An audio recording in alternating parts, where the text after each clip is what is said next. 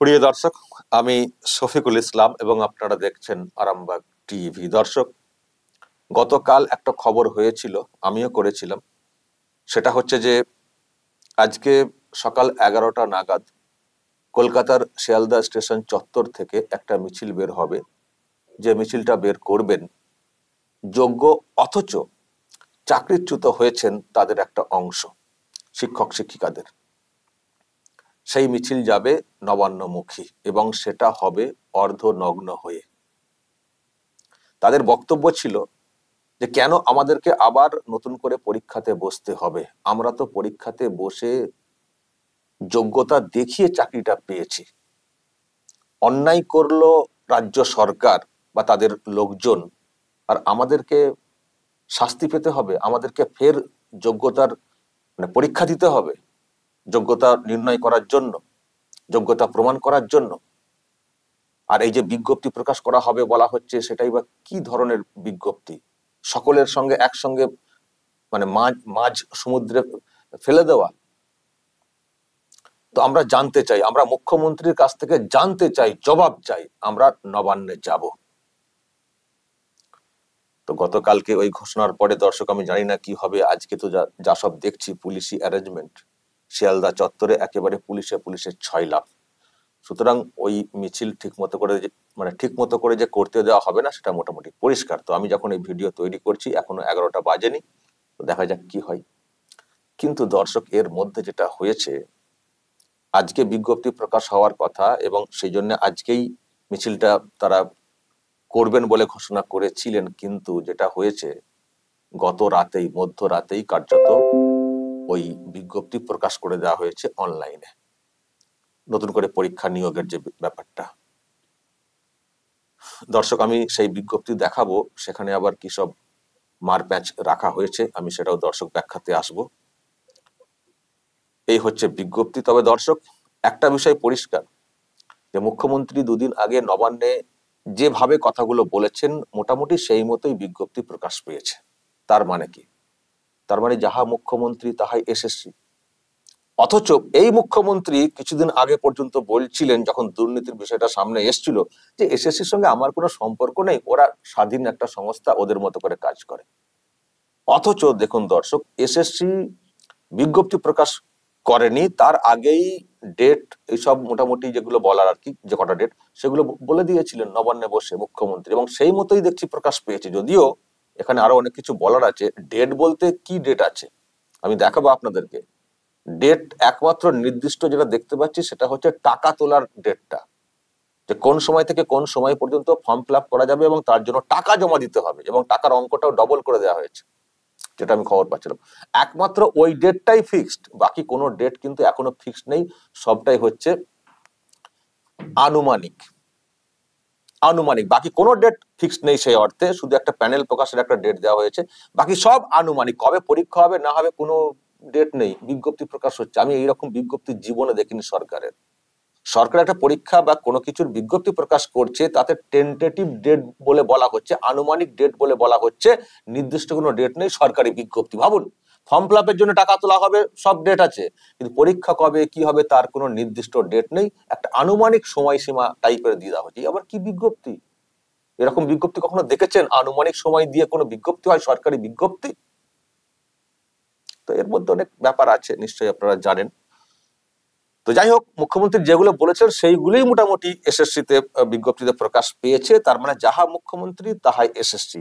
এবার ঘুরিয়ে বলুন, এসএসসি তার মানে এসএসসির দুর্নীতি মানে মুখ্যমন্ত্রীর দুর্নীতি। সুতরাং মুখ্যমন্ত্রী এড়াতে পারেন না, কারণ এই তো দেখছি তো লিঙ্কটা, এই তো লিঙ্ক দেখতে পাচ্ছি। মুখ্যমন্ত্রীর কথা ছাড়া এসএসসি চলে না, নড়ে না, এটুকু পরিষ্কার হয়ে গেল। তার মানে এসএসসি যদি দুর্নীতিতে অভিযুক্ত হয়, তাহলে মুখ্যমন্ত্রীকে সেই দায়টা নিতে হবে, এটা অনেকেই বলে থাকেন। তো আগে দেখাই দর্শক আপনাদেরকে যে বিজ্ঞপ্তি প্রকাশ করা হয়েছে, লম্বা, সেখানে কি সব বলা হয়েছে। আমি সব অত দেখাচ্ছি না, যারা দেখতে চান তারা নিচের দিকে এই ওয়েবসাইটে গিয়ে দেখে নেবেন। এই যে এখানে ওই যে অনলাইন অ্যাপ্লিকেশন 16 জুন থেকে ক্লোজিং বলা হচ্ছে 14 জুলাই।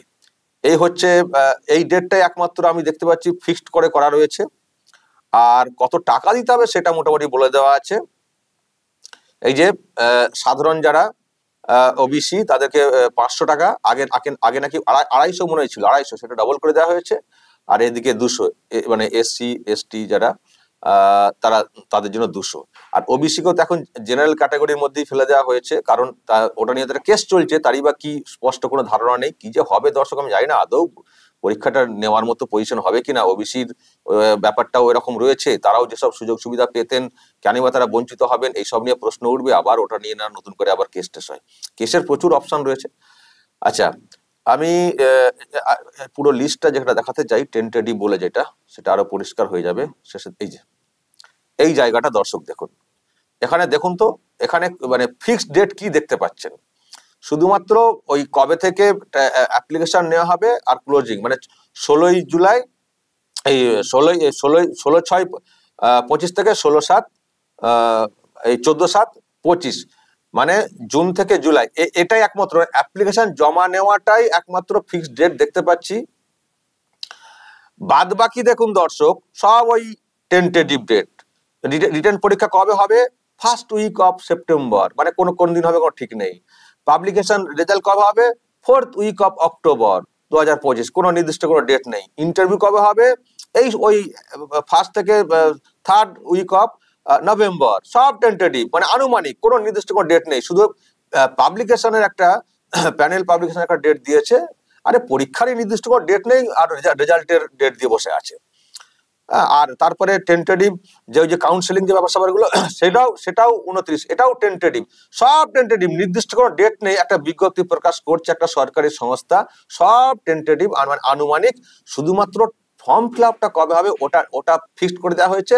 শুধু টাকা দাও 500 করে, ব্যাস টাকা দাও, লক্ষ লক্ষ যারা আছেন পরীক্ষার্থী, তারা সব টাকা দাও আর আশায় বসে থাকো বুক বেঁধে।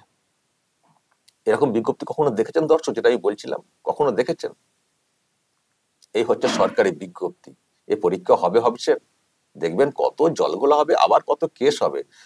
আবার যেসব ফান্ডা করেছে দর্শক, আমি সেটা আপনাদেরকে দেখাই। এই যে রুল ফ্রেম করা হয়েছে কি করে, মানে কত নম্বরে কি পরীক্ষা, কত নম্বরে কি চাকরি, আমি দর্শক সেটা আপনাদেরকে দেখাই, তারপর ব্যাখ্যাতে আসছি। দেখুন, রিটেন পরীক্ষা হবে 60 নম্বরের। আচ্ছা, 60 নম্বরের যে লিখিত পরীক্ষা হবে, একাডেমিক যে সব আছে কোয়ালিফিকেশন, সেটার উপরে 10 নম্বর রাখা হয়েছে। সেই 10 নম্বরটা পাবেন সাবজেক্টের, যার যেরকম নাম্বার আছে আর কি, যে সাবজেক্টের মানে টিচার হবেন। 60% এর বেশি পেলে তাকে 10 মার্কস দিয়ে 10 নাম্বার দিতে হবে, বা 50 থেকে 60% পেয়ে থাকলে তাকে 8 দেওয়া হবে, আর 50-এর নিচে হলে 6 দেওয়া হবে। এটা হচ্ছে একাডেমিক, তার যে মানে পড়াশোনার যে ব্যাপারটা। আচ্ছা, তারপরে দেখুন টিচিং এক্সপেরিয়েন্স 10 নাম্বার। 10 নাম্বার হচ্ছে টিচিং এক্সপেরিয়েন্স। এখানেও দেখবেন জলগোলা হবে, যে যারা ফ্রেশার্স, যারা নতুন একসঙ্গে তারা পরীক্ষা দিচ্ছেন, তারাই বা কেন এটাকে মানবেন? কে মানে টিচিং এক্সপেরিয়েন্স, যে টিচিং যে ব্যাপারটা, সেটাই তো প্রশ্নের মুখে, সেটাই তো ইল্লিগাল বলা হচ্ছে, তাহলে তারা কেন এই এক্সপেরিয়েন্স ব্যাপারটা পাবেন? আবার অযোগ্যদের ঢোকাতে গিয়ে যেসব যোগ্যরা রাস্তাতে বসে মুভমেন্ট করছিলেন, তারাও তো বলতে পারেন যে আমরা তো চাকরি পেলে আমাদেরও তো একটা অভিজ্ঞতা হতো, তাহলে আমরা অযোগ্যদের জন্য আমরা রাস্তাতে বসে থাকলাম, তাহলে আমাদের এক্সপিরিয়েন্সের মার্কসটা কেন কাটা যাবে? আমরা তো রাস্তায় বসে বসে কাটিয়ে দিলাম, আমরা তো প্যানেলে ছিলাম, আমাদের তো র্যাঙ্কে জাম করে অন্যদেরকে চাকরি দিয়ে দেওয়া হয়েছে, তাহলে আমরা কেন এই নাম্বারটা কেন আমরা পাবো না? মানে অনেক রকমের সমস্যা তৈরি হবে দর্শক। আর তারপরে ওরাল ইন্টারভিউ 10 নাম্বার, আর ডেমনস্ট্রেশন কি হবে কি আছে, তার আবার 10 মার্ক। দেখুন, টিচিং এক্সপিরিয়েন্সের 10 নাম্বার, আবার ডেমনস্ট্রেশন আছে, তাদের জন্য 10 নাম্বার। ফলে যারা ফ্রেশার্স তারা প্রশ্ন তুলবেন আর কি এই সব জায়গা থেকে। তো এই হচ্ছে ফর্মুলা। তার মানে দর্শক যা দাঁড়াচ্ছে বিষয়টা, অনেক প্রশ্ন হয়তো আমি সব প্রশ্ন এখনই তুলতে পারছি না, আপনারা নিশ্চয়ই তুলবেন। তার মানে যেটা দাঁড়াচ্ছে দর্শক, লিখিত পরীক্ষা হবে 60 নম্বরের, লিখিত 60 নম্বরের। একাডেমিক মানে পড়াশোনা যারা করে এসছেন তার রেজাল্টের উপরে 10 নম্বর 70, আর টিচিং এক্সপিরিয়েন্স 10 80, আর ডেমনস্ট্রেশন মানে কি করে কি ক্লাস নিতে হবে একটা এরকম দেখানো আর কি, তার জন্য 10, আর ইন্টারভিউ 10। আগে কি ছিল?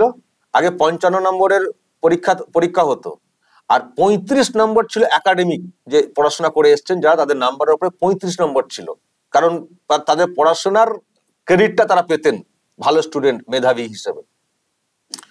তাহলে ছিল কত 55 35 কত হলো 90, আর 10 নম্বর ছিল ইন্টারভিউ। তার মানে যারা ইন্টারভিউ নিয়ে চাকরিতে সিলেকশন করেন তাদের হাতে ছিল মাত্র 10 নম্বর। কিন্তু এখন কত হচ্ছে বলুন তো দর্শক, ভালো করে দেখুন কত হচ্ছে।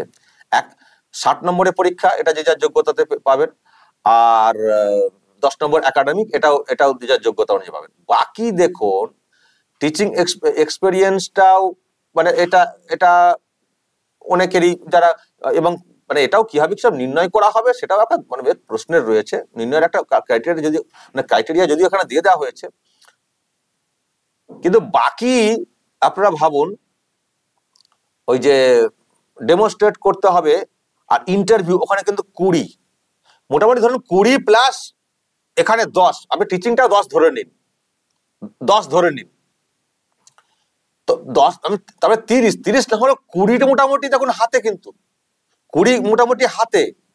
আমি টিচিং এক্সপিরিয়েন্সটা তাও আমি এদিক ওদিক করে রাখছি, যদিও আমি বলছি এটা একটা প্রশ্ন রয়েছে, কিন্তু বাকি 20 নাম্বার কিন্তু পুরো হাতে। যারা ইন্টারভিউ দিবেন তারা চাইলে 20 নাম্বার, ইচ্ছা করলে 20 নাম্বারই তার পছন্দের লোককে দিতে পারবেন। যারা ইন্টারভিউ নেবেন তারা কিন্তু 20 নাম্বার তার পছন্দের লোককে দিতে পারবেন, কিন্তু এর আগে ছিল 10 নাম্বার হাতে। সেটাও আপনারা দেখেছেন, পছন্দের লোক পুরো 10 পেয়ে গেছেন, অপছন্দের যারা তারা হয়তো 2, 1 পেয়েছেন। সেখানেও কত হেরফের করে দেওয়া হয়েছিল, কিন্তু ওখানে একটা ব্যাপার ছিল, একাডেমিক যারা সত্যিকারের মেধাবী তাদের পড়াশোনার উপরে অনেক বেশি মূল্যায়ন হতো, 35 নাম্বার অনেক বেশি মূল্যায়ন হতো। কিন্তু এখন আবার ওটা রাখতে গেলে আবার অন্য সমস্যা, কারণ সকলকে আবার একসঙ্গে ফেলে দিয়ে যেত, সকলকে একসঙ্গে ফেলে দিয়েছে সমুদ্রে।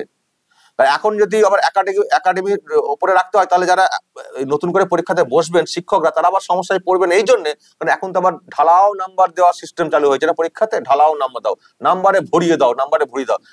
ফলে সব সমস্যা দর্শক, কোন দিকটা ভাববেন কোন দিকটা ছাড়বেন, সব সমস্যা। কিন্তু আবার ওই যে একাডেমিকের উপরে রাখলে সেটা সত্যিকারের মেরিট, মেধার মূল্যায়ন হতো, 10 নম্বর মাত্র ইন্টারভিউ হাতে, মানে ইন্টারভিউ যারা নিতে তাদের হাতে থাকতো। কিন্তু এখন একাডেমিকে 10 নম্বরে নামিয়ে নিয়ে চলে আসা হয়েছে, বাকি 30 নম্বর এই দিকে, তার মধ্যে 20 তো একেবারে হাতেই। আর এই 20 বিরাট ফ্যাক্টর, মানে 1 নম্বর 2 নম্বর বিরাট ফ্যাক্টর হয়ে যায়।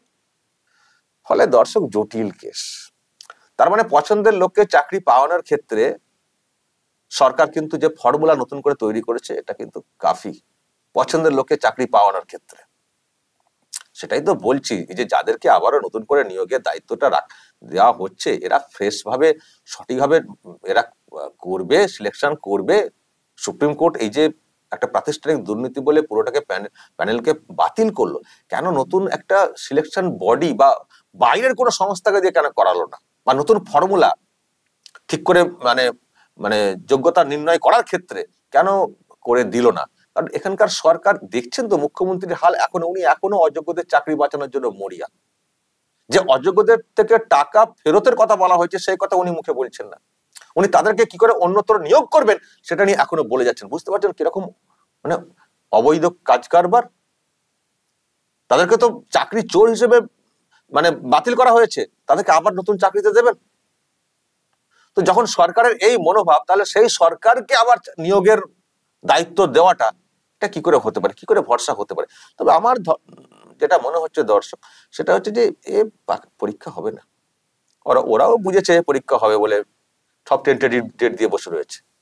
হয়তো বলবে যে আমরা ওই অর্ডারের পুনর্বিবেচনার জন্য আমরা বসে রয়েছি, তো পুনর্বিবেচনার জন্য বসে থাকার কি আছে? তো ডেট ঘোষণা করতে কি আছে? পুনর্বিবেচনা যদি সত্যি প্যানেল বহাল রাখে তো এমনিতে ক্যান্সেল হয়ে যাবে, তাহলে তো এমনি ক্যান্সেল হয়ে যাবে। পুনর্বিবেচনা অর্ডারের জন্য আপনি ফর্ম ফিল আপ করতে পারছেন, টাকা তোলার জন্য ডেট দিতে পারছেন, আর পরীক্ষার ডেট দেওয়া যায় না? একটা পরীক্ষা নেবে, একটা এরকম সিরিয়াস ব্যাপার, সেটা একটা ডেট ফিক্সড করা যায় না, আবার রেজাল্টের ডেট ফিক্সড করে দিয়েছে। এটা হয় কখনো?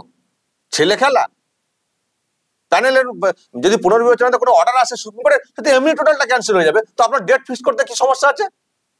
আসলে এরাও যে কি চাই সে তো অনেক ব্যাপার আছে দর্শক, নিশ্চয়ই আপনারা উত্তর খুঁজে পাবেন। একেবারে ঘেটে পরিস্থিতি দর্শক। তবে আমার মনে হয় একটা বিরাট ক্যাওয়াস হতে চলেছে এবার। লক্ষ লক্ষ ছেলেমেয়েরা কিন্তু অ্যাপ্লাই করবেন, কিছু তো উপায় নেই, 10 বছর পরে একটা বিজ্ঞপ্তি। তো খুব সহজ কিন্তু হবে না তৃণমূল কংগ্রেসেরও, মানে সুপ্রিমোর। এই সবাই যে অ্যাপ্লিকেশন করবেন, পরীক্ষা যদি না হয় মামলাও হবে, 26-এ ভোটও আছে, খুব সহজ কিন্তু হবে না। চালাকি চালাকি চালাকি, বেশি চালাকি করতে গিয়ে না, অতি চালাকির কথাই আছে না, অতি চালাকির এবার দেখবেন কিরকম হতে চলেছে। নিজেকে খুব বড় বুদ্ধিমান ভাবছেন তো, আমার plan A B C D E F G H, কত প্ল্যান আছে, তো সব প্ল্যান হাতির তলে তলে চলে যাবে, সব প্ল্যান চলে যাবে। মানুষও জাগ্রত হচ্ছেন। দর্শক বলবেন, এই যে কারচুপি বা যেভাবে বিজ্ঞপ্তি প্রকাশ করা হয়েছে, তারপরে বয়স সীমা নিয়েও ঠিকঠাক ধোঁয়াশা রেখে দেওয়া হয়েছে, যাদের বয়স পার হয়ে গেল তারা ঠিক, মানে ক্লিয়ার কাট কিছু নেই, অনেক ধোঁয়াশা, অনেক, এই বিজ্ঞপ্তির মধ্যে অনেক ধোঁয়াশা রয়েছে। বলবেন দর্শক আরো কি কি সব ধোঁয়াশা রয়েছে, যারা আপনারা স্টাডি করে দেখেছেন, যারা বিশেষ করে এসএসসি যারা রয়েছেন তাদের কাছে অনেক বেশি পরিষ্কার হয়তো এটা রয়েছে। বলবেন, কমেন্টে বলবেন, অন্যরাও দেখতে বুঝতে, মানে তারা বুঝতে পারবেন সহজে। যা বলার বলবেন কমেন্ট বক্সে, এবং নজর রাখবেন আরামবাগ টিভিতে।